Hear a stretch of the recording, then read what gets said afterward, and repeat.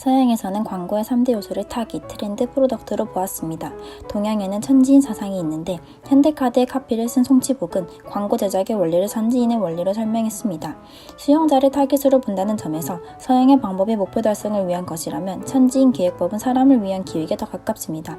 천지인 기획법은 각각의 요소들을 통합적으로 인식할 수 있게 되어 더 효율적인 기획을 가능하게 합니다.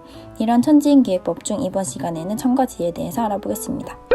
전문가들은 자신만의 감에 따라 세상을 향한 촉각을 세워서 새로운 아이디어를 얻는다고 합니다. 촉각은 안테나라고 말하기도 합니다. 그리고 세상은 결국 흐름을 이야기하는데 이것이 바로 트렌드입니다. 따라서 기획이란 세상의 촉각과 기획자의 촉각이 만난 지점에서 탄생하는 것입니다. 기획을 하려면 외부 탐험과 내부 탐험이 필요합니다. 외부 탐험을 하는 이유는 세상을 향해 촉각을 세우기 위함인데 결국 외부 탐험의 대상은 트렌드 콘텐츠 사람입니다. 트렌드를 읽는다는 것은 주변 현상을 조사, 분석, 파악하는 과정이며 이것은 지적 경험과 간접 경험으로 얻을 수 있습니다. 트렌드를 찾기 위해서는 이런 것들이 필요한데 가장 힘을 가진 일은 직접 경험을 하는 것입니다. 실제로 핫했던 드라마 스카이캐슬의 예를 볼 수 있습니다. 결국 기획이란 외부 탐험을 통해서 얻은 결과물을 바탕으로 기획자가 성찰하는 내부 탐험을 통해 완성하는 것입니다. 하지만 트렌드를 꼭 따라야 할까요? 그럼 어떻게 따라야 할까요? 트렌드를 안 따라가도 성공하는 경우도 있지만 파도보다 반발짝 앞선 서퍼처럼 트렌드를 반발짝 앞섬으로써 성공을 거둘 수 있을 것입니다.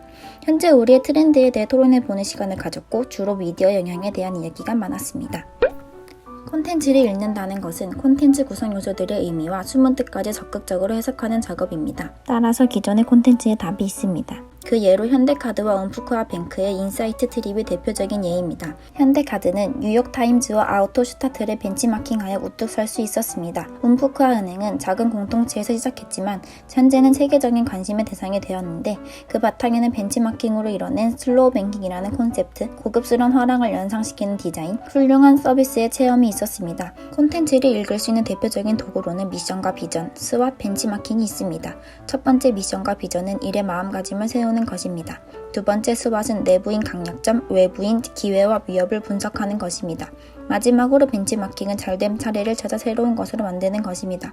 콘텐츠 해독을 위해서는 세 가지 과정을 거치게 됩니다. 나열, 의미 분석, 종합적 신화 분석입니다. 스마트폰을 예로 들면 스마트폰을 분해하고 나열합니다.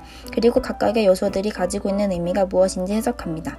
마지막으로 각 요소들이 합쳐서 만들어내는 종합적인 신화를 분석합니다.